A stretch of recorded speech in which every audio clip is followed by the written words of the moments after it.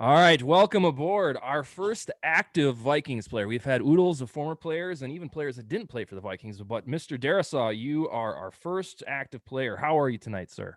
Doing great. How y'all doing? Oh, we're doing fantastic. It's an honor to have you on. We're going to ask you a series of questions, kind of do a round robin thing. The first thing I want to get out in the air is: do you have a pre-established nickname from high school or college that we, the fans and whatnot, should use, or should we have to pick one out for you in time? So I got to college. My head coach, he started calling me CD, and Okay. it kind of like grew like around the whole team, like in the locker room and everything. And everyone called me CD, and that's what they call me here now in Minnesota. Oh, okay. So it is established. All right. Well, Yeah. we're cool with that. BMAC, we were just talking off air before we hopped on here about Christian being the first, not the first, but one of the few left tackles we've taken in the first round since you played. So I wanted to, I guess, casually ask you if was there any others since me? Matt Khalil. Okay. Oh, that's right. Yep, and that worked out great for 1 year. So we're hoping for a lot longer for Christian. So just on air here, what bits of advice would you have for Christian if off the top of your head? One thing, he's already ahead of me because he's already signed. So you don't have to go through a 98-day holdout. So you're already ahead of me. I mean, so you have a great start. I mean, I feel like just go out there. If you need any questions or like technique, hit me up. Hell yeah. Or any advice. I feel like I've been through everything. But I feel like you'll do good. And I'm pretty sure that you really want to be a great player. So I don't see I don't see anything wrong with it. Like, and then I guess the other guy, Khalil, I never knew him. I never got a chance to meet him. So, I couldn't give him advice, but I'm definitely going to give you advice. Just go out here and make sure you let them know that this is your position for the long, for the long haul, and can't nobody have it. Because I feel like I was there for a long time. And I was like, I didn't have a backup for a while. Like, they would have certain people that possibly rotate, but I never, left the game due injury or anything like that. So it's like, just make sure that they know this is your position for a long time. Sure.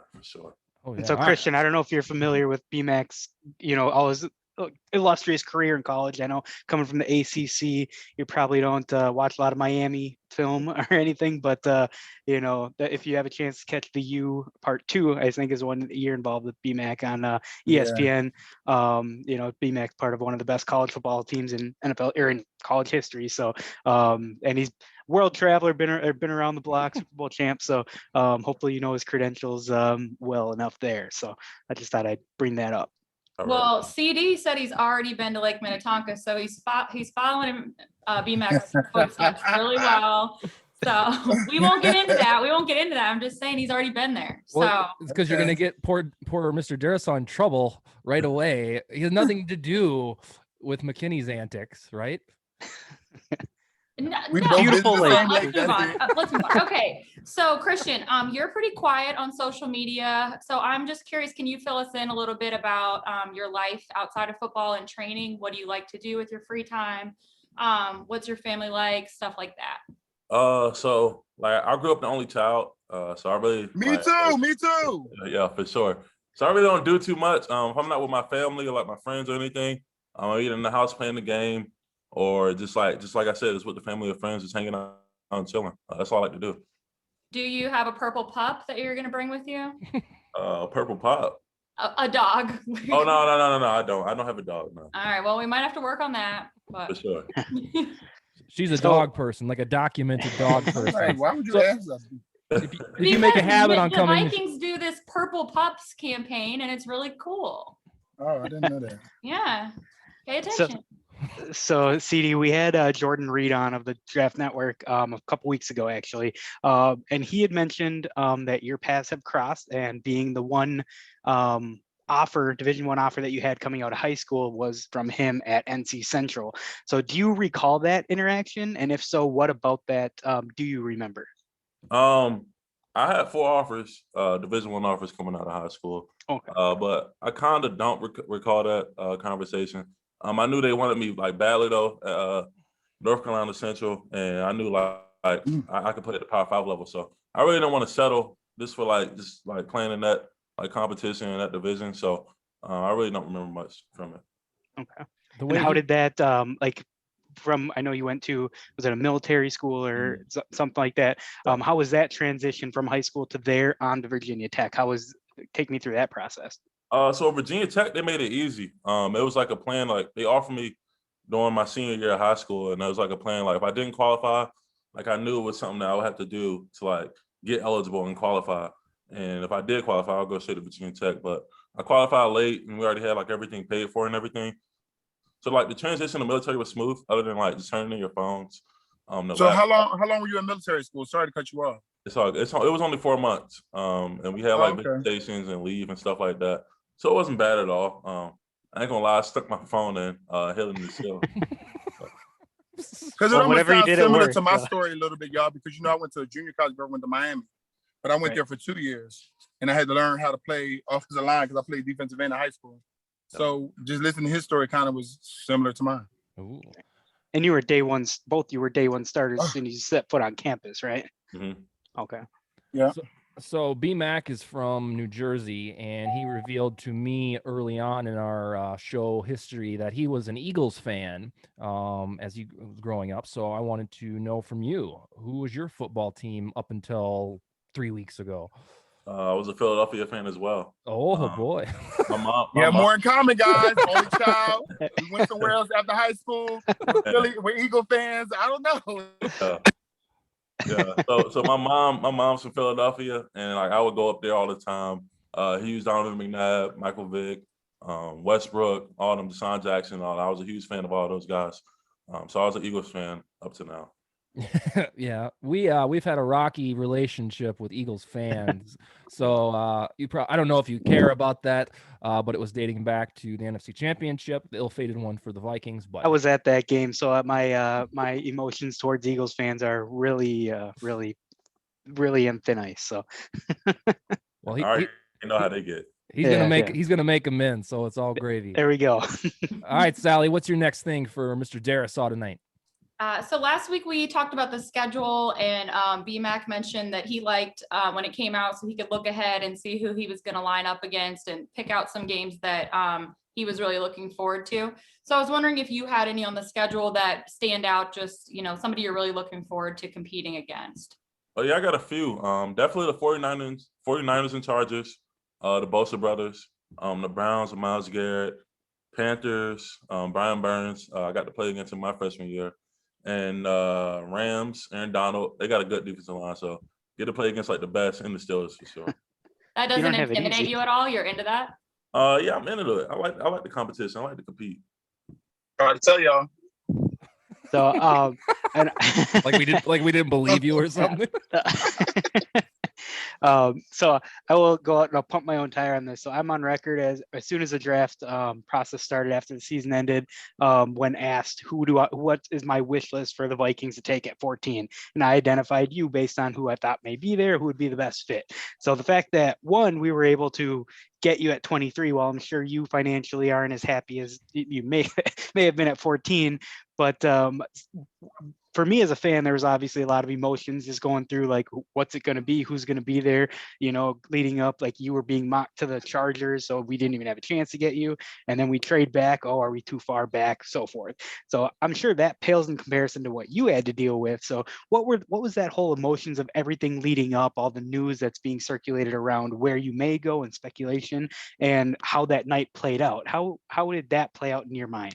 So like during the draft process, I talked to the Vikings one time, and also Coach Rico, Coach Phil, the offensive line coach, and I had I didn't think I was going to be here in Minnesota at all. I had like some other teams who were higher up on my list, and who told me like if I fell that low, they were going to take me. So the emotions definitely were just like I just was like just ready and just like waiting to see where I would end up at, just not knowing, because all the teams who told me they were going to take me it didn't happen and work out that way. But I knew like my name was gonna get called for sure, and I just knew how to stay patient, and whatever happened, like I'll make the best out of the situation regardless. So make sure you circle those teams so when you get to play them, kick their ass. Because I kind of felt like that a little bit too. I think I was supposed to go to Buffalo or somewhere else, but I didn't. And so, what were your thoughts when it was time for you to come to Minnesota? Because I was thinking about like, who I know in Minnesota.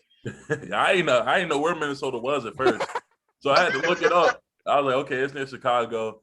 And I was just thinking about like the weather, like just how cold it was, and hearing like about how how the dome collapsed with snow and everything. I So was I'm just there. thinking I like, was there. for real? It's Yeah, Yes. it's invest in a very good winter coat. You sure. won't regret it. Automatic but, car charger, yeah. car starter, whatever. heated garage if possible, but man. it comes in spurts. You'll get those couple weeks where it's -10, -20, but Yeah. then when you get to those 20-degree days, you'll see Minnesotans wearing shorts and t-shirts outside, and you'll get used to it. They got that. Yeah, no, it's tried and true. And he's not kidding. Like, when you will go through one of those stretches, they're usually in January where every day is below zero. When it even creeps up to like 10 degrees, you're like, oh God, this feels good. And you Yeah. feel like a maniac feeling that way. But that's just the way it is because your body gets a tolerance to like the cold. And then when it nudges down, or I guess a little up on the temperature, then you're like, oh, okay.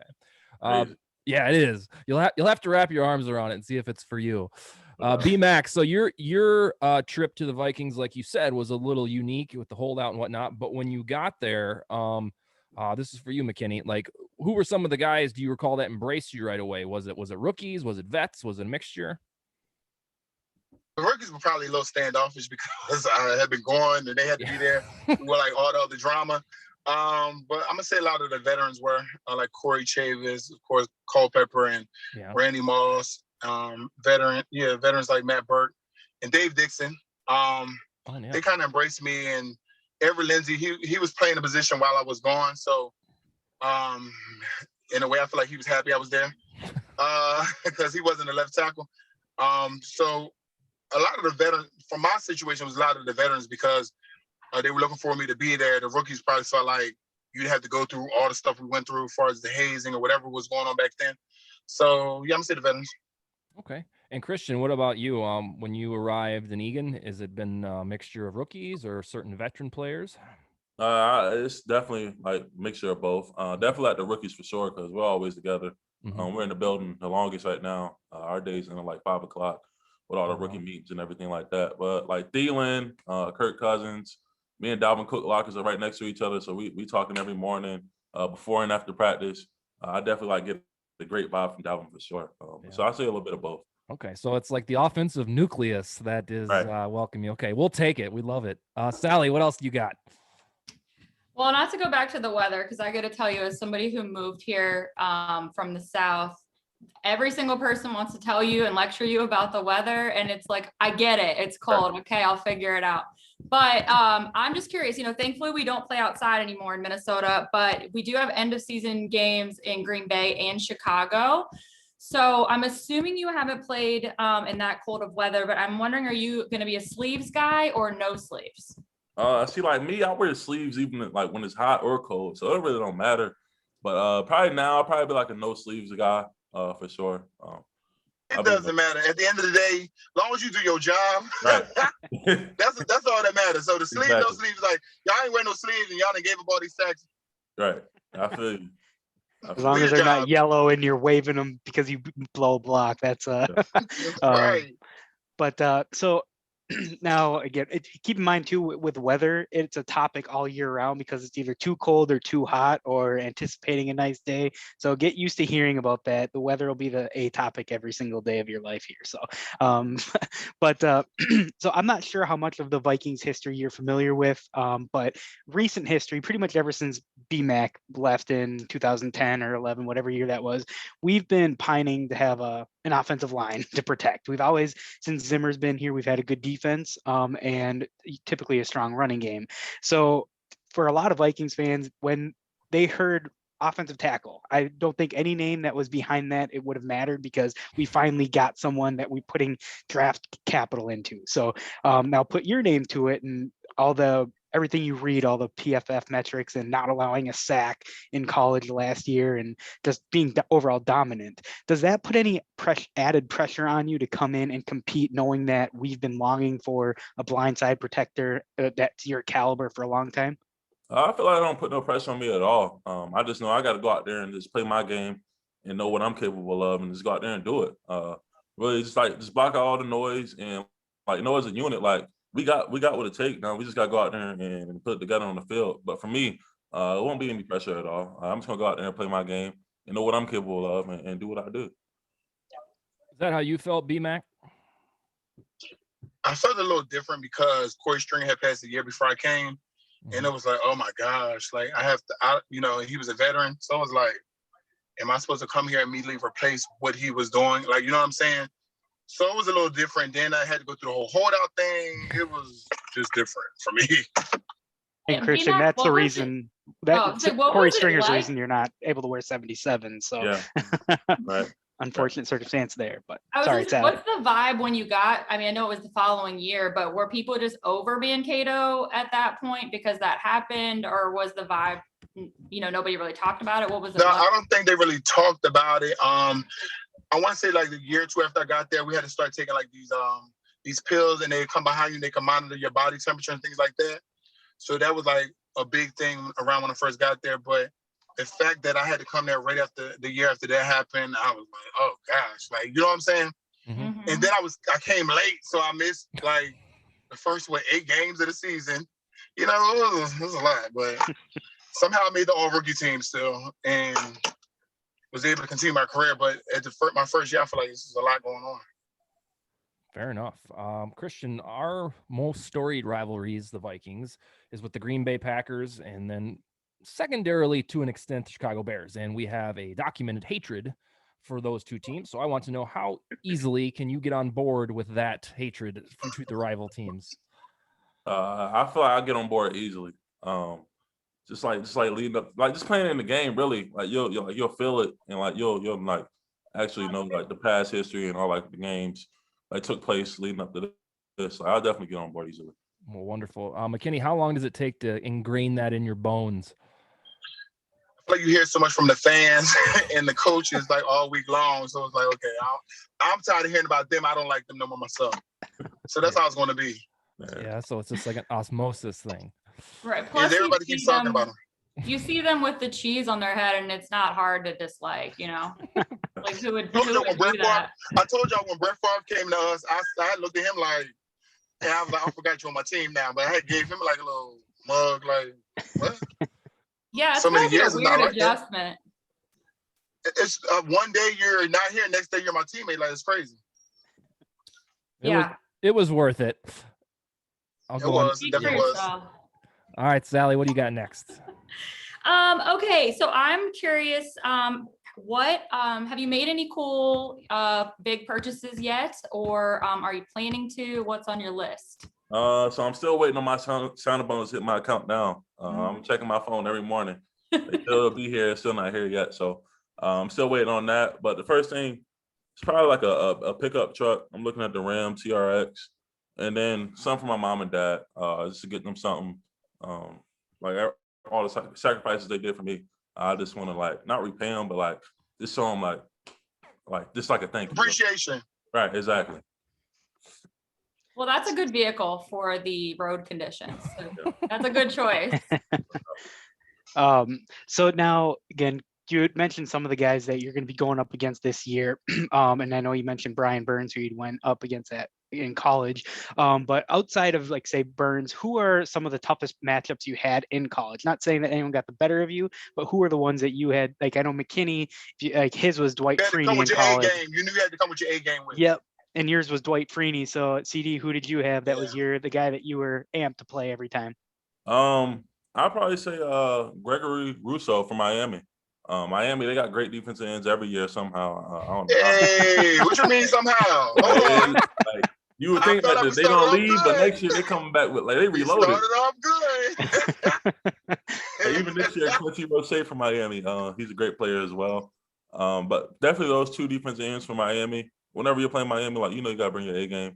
Just like from a deep defensive line as a whole, like they're gonna bring it every game. And then even Clemson, they've had, the last few years, they've had a bunch of guys. So I'm sure that whether it's Furl or, they've had a bunch of guys that are in the NFL. I didn't get to play them yet, but. Okay. I don't know how I can't say I'm a college football savant, but what about, I guess, former teammates in college, Christian? So Caleb Farley was drafted, Divine Diablo, and I think Tremaine Edmonds, and you crossed paths on the 2018. So he got drafted as soon as I got there. Okay. So will you keep tabs with these guys, or how does that work? Oh yeah, so like Khalil Herbert, running back, got drafted to the Bears. Okay. We talk every day, just about different stuff that we're doing, like schedules and stuff like that, and Caleb Farley as well. Like he opted out this past season, and like during the draft, we was texting each other because we both like fell lower than we thought. Just seeing like where we were gonna go, and then we went back to back. It was like a dope experience for both of us. And Diablo, I haven't talked to him in a while, but I'll probably keep up with like Caleb and Khalil the most.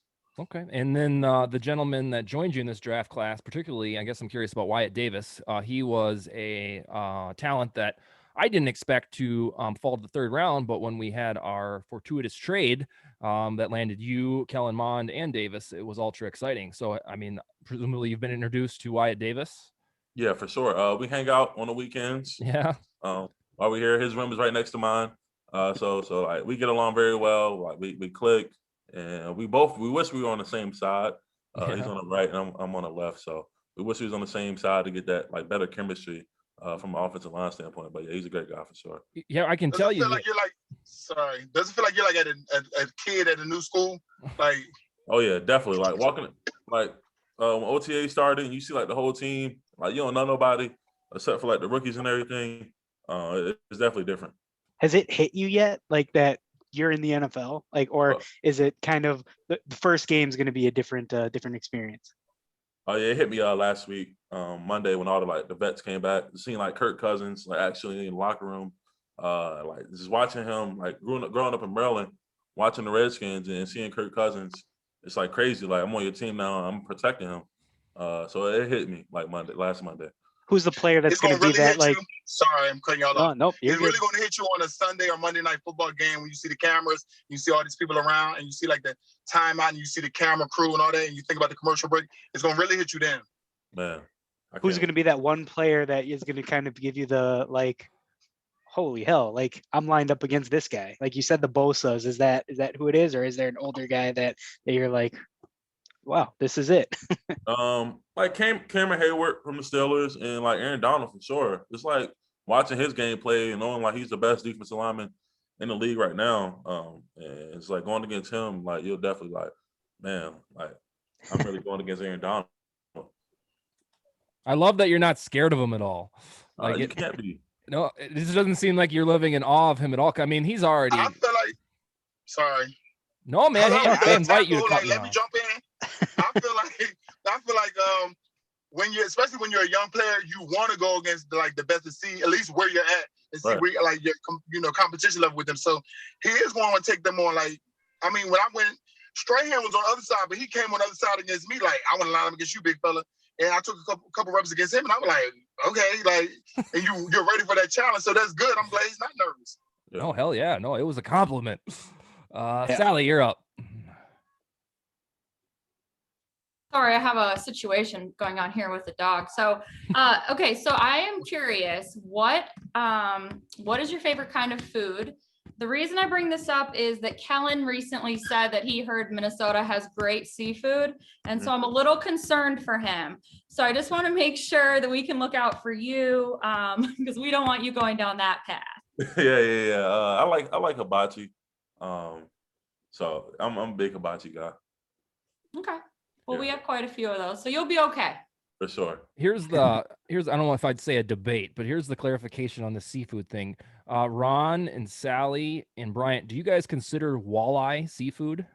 Absolutely not. Nope. Okay, so I do, but that's because I don't like seafood other than shrimp, so I'm good. Oh, okay. So all right. So good walleye. Well, no, I just never thought Minnesota. I thought cheese curds. I didn't think seafood. Oh no. Well, they gotta overnight it, and that's if it's good. Yeah. I mean, right. No, so if I'm thinking seafood, I'm thinking more like Maryland, or I'm thinking like the East Coast somewhere. So.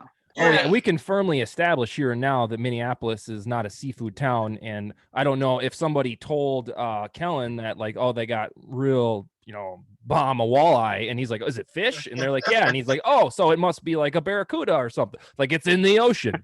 I can see that mentality, but like I can tell you that when you might know this, Sally, like if you go elsewhere and you happen to see walleye on the menu, it can be considered a delicacy. We're just so wrapped in it here in the Midwest that, it's delicious, and you're rolling your eyes right now, and that's fine. Where is it a delicacy? No, I mean, not like an absolute, like, $100 a plate, but it's a good tasting fish.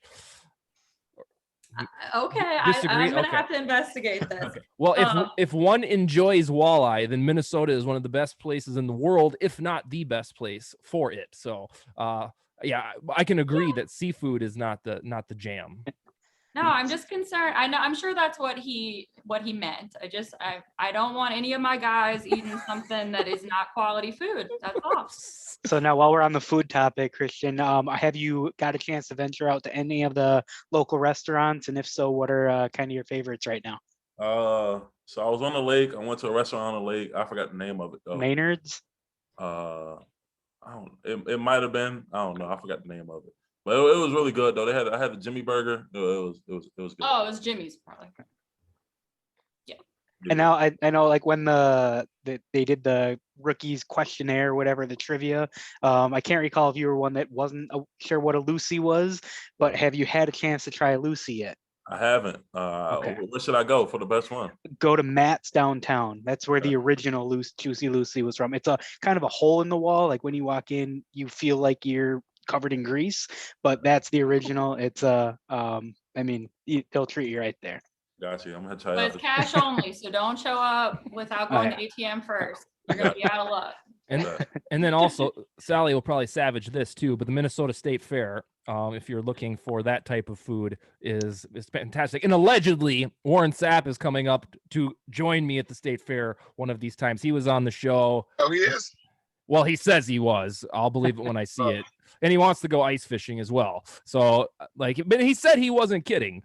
But we shall see. But yeah, no, the State Fair is, first of all, it's fun, and then you can just get like a bucket of cookies. I go there each year with my family, and then cheese curds galore, and it's fantastic. Sally, it sounds like you want to defend yourself here. I have no problems with the fair. I like the fair. Other than the crowds, I like the fair. No, okay. But now that this reminded me. So, certified athletic trainer Eric Sugarman hosts the Minnesota Vikings Donut Club every Saturday. So it's a big deal. You guys get together, do a group picture, pose with the donuts, eat the donuts. So I'm wondering, what is your favorite donut? I'm basic. I just like glazed. Glazed? Yeah. All right. Too much. Okay. Simple. No worries there. Yeah, simple. Yeah, simple. Wait, what other sports do you get into, Christian? Like NBA, baseball, or what? NBA for sure. Just like football and basketball, really. Okay, and then who do you got in these NBA playoffs for a prediction, and then who you want to win? I really want the Mavs to go all the way, but I don't think it's gonna happen. So I see Brooklyn versus the Lakers, and I got the Lakers in 7. Okay. Right. Dustin and I are happy with that.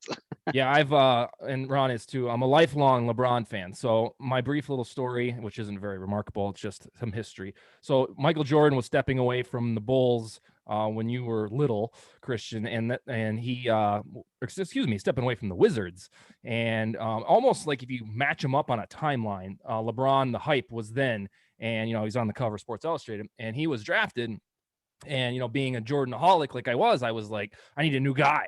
I was 19. And so I was like, this LeBron dude seems like a decent dude. And I selected him, and it's just been a ride ever since. I couldn't have been more grateful for fandom because he's been spectacular. So I am like, foremost a Cavaliers fan, and then I've taken the jaunts in terms of the Heat and the Lakers. So I want the Lakers to win the championship, and I'm a little skittish because Brooklyn is like an Olympic team. So I'm just not. The Lakers play leaps and bounds better defense than the Nets, but I'm just not convinced that they can overcome the firepower. But I hope I'm wrong. For sure. So Who now are you rooting for? Huh? Who are you rooting for NBA playoffs? I mean, I only like the Heat and the Sixers, so you're too busy. I feel like they're going to make it. You're too busy for basketball. It's okay. Yeah. You're too busy hosting parties and whatnot. Yeah, you're on a show right now. You're on literally filming a show. Yeah, all right. Tell the listeners and tell Christian what the hell you mean by this show that you're filming in your car. There's a vehicle. I'm actually in the car. I'm going here with production. This is live air, impromptu. We got B-Max on a TV show. We can't hear him right now. Yeah, BMAC, I don't know if you're connected to Bluetooth in your car or something. Yeah, he must. Yeah, that's gotta be what it is. He's trying to show us like the set of the show, but he's walking around without his mic because it's probably hooked up to his car. Oh, Because there you are. Okay. I'm sorry, I'm trying to show y'all the what was going on. Trina, Trick Daddy, and everybody, they're part of the show. Oh, really? She kind of set me up, and I thought we were surprising a friend because our friend's birthday's tomorrow. Trina has to go out of town, so I came. They've been trying to get me to come back on the show. I did season 1. I was not trying to do any more seasons of this, and I show up in the whole film production here, and they end up giving me filming. So I'm here. Came out here at 9:30 to be on the show. What is the show? Called Love and Hip Hop. It's a VH1 show Oh, called Love and Hip Hop. Miami. Yeah, okay.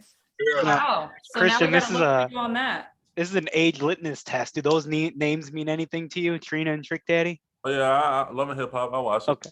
But Yeah. the Trina and Trick Daddy, like I know, like that was probably right around the age or when you were born. But do you know those names at all, or Not really. Yeah. you've probably heard some of the Trick Daddy Trina, songs Trina, in Trick Daddy, yeah. Arena, but so Yeah, Ron, Right. don't you remember the www.thug.com CD from Trick Daddy?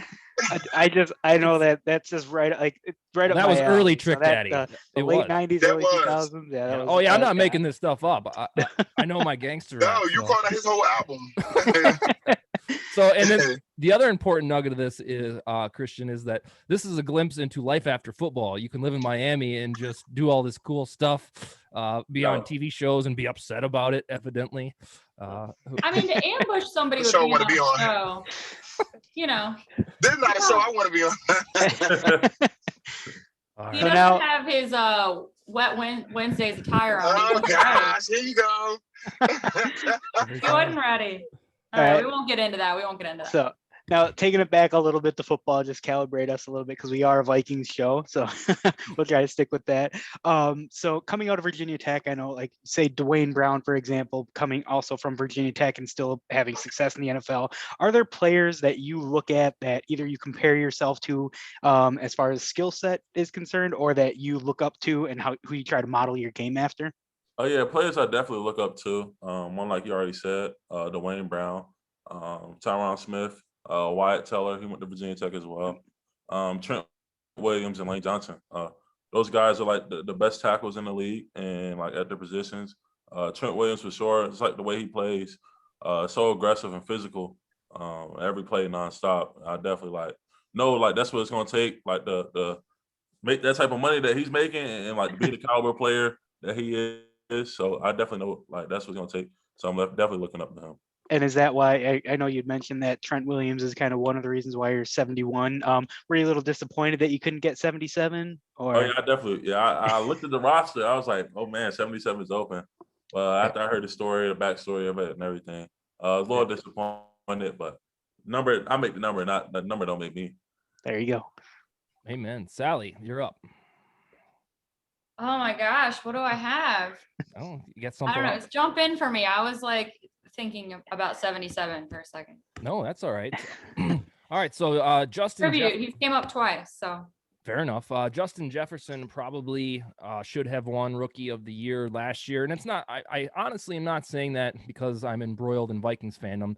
I'm of the opinion that Justin Jefferson was a better wide receiver than Justin Herbert was quarterback. And some folks vehemently disagree with that, and that's fine. But have you had the opportunity to spend some time with him at all yet? Not spent no time with him yet. Not really, but out there on the practice field, like you see him just like running the routes and everything, and we're doing team and stuff. Definitely got the chance to see him and everything, but not really spend like any time. Personally, I think that you'll be closer to the running backs. I always was close to the running backs. So like when Michael Bennett and Chester Taylor, Adrian Peterson, then when I went to Baltimore, Ray Rice, I was always close to the running backs. The receivers, we cool, but my dogs was always the running backs. Yeah. So now that's also one of the things I know when you first were drafted, and I don't know the exact quote, but you had mentioned something like, can't wait to watch Dalvin Cook bust one off for 60 yards or whatever. So knowing the type of style of running back that Dalvin Cook is and his cutting ability and seemingly just able to turn on a dime, what kind of mindset do you have to get into to know that you just have to continue to hold your block because he's going to make something happen one way or another, as evidence of doing it behind porous offensive line play. So what do you think of in that terms as far as what you need to do to get him free? Just really just never let go or let off on the block, because any given moment the ball can hit like right behind me or anybody.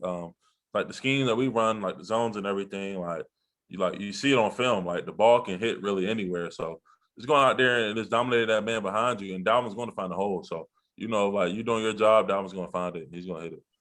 And then Bryant, I'm sure the same thing. I know we've talked about with having Adrian Peterson all those years, where that dude, he was not easy to bring down. So you might be blocking your guy for a few seconds and you have him running up on you because he's getting himself free. So any advice that you have as far as blocking for an elite level running back like that?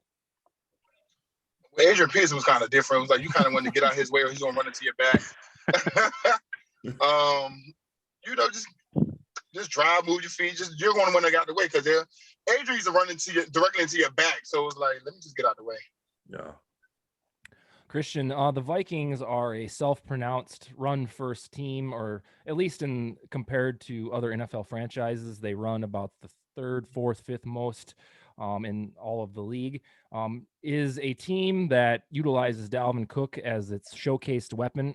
Does that more fit your skill set, or are you at your happiest place when you're, in a pass-happy offense? I definitely like going downhill, just going straight at them, attacking them, especially like with the pass rushers now in the NFL, knowing like how good they are and everything like that. But I feel like I can do it all, whatever the team, like wherever we run, pass or run, I'll get the job done for sure. But definitely going downhill and just attacking that defensive line and those linebackers, definitely at my happiest for sure. Okay. And then your scouting report that we read ad nauseum before we even knew that you would join the purple and gold team, said that was one of your skill sets, or one of your strengths is your balance, being able to do both with precision. Do you think you're better at one, asset, whether it's run blocking or pass blocking? I'd probably say I'm 50-50 at both. Yeah. I feel like I'm evenly well at run blocking or pass blocking. All right. I mean, I don't think you earned a 95 overall grade or whatever from Pro Football Focus from lacking in one of those areas. So pretty damn impressive. McKinney, did you perceive yourself as balanced as that when you were young, or did you favor one? I think a lot of scouts thought I was probably a better pass protector, but I preferred to be able to run so I could wear them down in the pass. You get what I'm saying? So I would like to run at them to kind of wear them down in the run. So in their pass, they, wear them down a little bit so they wouldn't be as explosive off the ball. So that's in my mind, that's what I feel like I was doing. Okay. Does that play into the fact that rather than stepping back in your sets and being reactive to them, just going and getting them and just putting them on the ground? I would rather that, because I was a physical player. So I would just try to use my body weight, size, and everything to just kind of like wear them down. And then that would kind of take away from their pass rush, I thought. So then also, Christian, so we've seen a lot, like, with as far as your measurables, like, you have the speed, you obviously have the physical strength with the bench reps and everything, but I've seen the difference in weight anywhere from like 310 to 325, which is a more accurate gauge of where you're at. 320. Okay. Is that your most comfortable playing weight? I played at 320 this past season. I want to get down like 315. Okay. I definitely feel great at 320. All right, so listen. If you become 33 and still playing, right? I don't want them to expect you to still be at 315. Oh yeah, no 10 doubt. years later. No doubt. Because that's what they did to me. They're like, he gained weight, I gained 10 pounds. I'm not 22 no more. Like, you know what I'm saying? You got to do these workouts. You're gonna build some more muscle. Your body changes around 27, 28 again. Like, right. You gained 10 pounds. Oh, he gained weight. It's like, yeah, I gained weight. And who else didn't gain weight from 22 to 27 to 28? Brian, what was your keep that in mind. What was your official like playing weight? Because like per like Madden or whatever, I think they always had you at like 345 or something like that. Was that accurate? Or I had to weigh in at 348, not 350, but 348. Like, which was crazy to me. But like at the boxing 348. Yeah, 348. Like, who does that? Brian, didn't Just you? make it 350. One of our shows in season last year, you talked about, wasn't there a coach or offensive coordinator or something that when you showed up to camp that you were too heavy and you said, hey, I use camp? Because I was 360 at the age of 31, 32. He's here game. I'm like, yeah. I'm like, it's hard to be still 350. I'm not 21 years old no more. So then when I got to Baltimore, it went by my muscle mass or whatever. My muscle mass ended up I had less than a lot of the offensive linemen. So instead of my weight, which is stop looking at that number. If I'm not like out there performing badly, like why are we talking about I gained 10 pounds? Right. I hear you. Well, the last thing I got for you, Christian, is do you fully expect to start week 1, or is it kind of a let the chips fall type of thing? I definitely think I should start week 1 for sure, but like whatever happens and plays out. Christian, that's a great answer. You ain't got to say nothing else after that. I expect to start week 1. That's the answer you have going in the camp. As do we all. There's nothing else have to be said. I expect to start week 1, and I'm gonna go ahead and I'm gonna show you why, and that's it. For sure. And so yeah, Brian has talked about in the past about the first sack that he gave up, really his first sack in his entire career, because going to another hurricane. Yeah, but like when I don't know what Culpepper rolled out and it wasn't even your fault. It was like, it wasn't like a real sack. It was like a coverage sack type of thing, but it was like that's my first sack.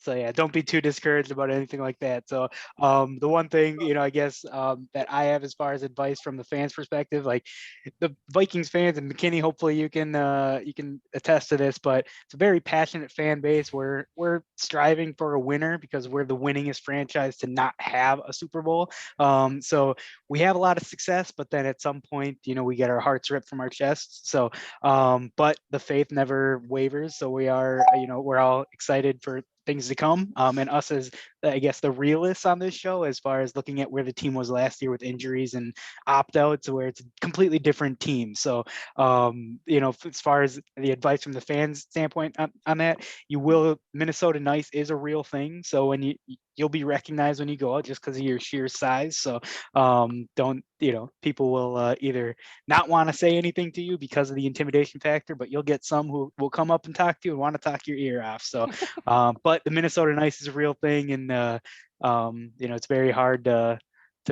we've been through a lot, so it's hard to piss us off, I guess. So, but we're glad to have you on board. Hell yeah. Sally, what do you have in parting? Yeah. First of all, thank you so much for taking the time to do this. We are so excited to have you. We've been praying for you for so long before we even knew who you were. Yeah. We were praying for you. So yeah, thank you. And it'd be really cool as long as you didn't think we were, really annoying or lame or whatever. If you could put in a good word for us with the teammates, because we really need to know everyone's favorite donut before, we get too far into the season. It's really important. Yeah, I got y'all. They gone right now, but when they come back Tuesday, I'm gonna let them know. Yeah. We'd be happy to have you back on at some point too, as Yeah. it gets closer to the season, to get your as- thoughts and track you as a Christian, if rookie. you need any advice, I'm here. Got you. We'll get McKinney up here, and we won't have a Minnetonka party like his, but You don't remember that. he was in elementary school probably. So, Right. but All right. Well, Yeah. Christian, again, we appreciate it. Spread the word to your teammates that our show is a cool place to come. That is lit. Y'all got to use current words, y'all. Come on, it's lit. What? It's lit. I'm 37, so I'm getting acclimated. So. I'm sure the 22-year-old doesn't use lit anymore, by the way, B-Man. What word they use then? We use lit. Oh, y'all see? All right. Okay. Hello, We back Sally, on it. what? Yeah. Yeah. See, the 22-year-old corrected the record. All right. Well, that's all we got for Bleav in Vikings. Again, Christian, we appreciate it. And Skol Vikings. Appreciate it. Thank you for having me. Yeah, no, man. very Thank you. much. Take it easy, everyone. Yeah, thank you so much. It was so nice to meet you. yeah, nice to meet you. Stay healthy out there. Christian, and good luck with everything. Thank you. Yep, later.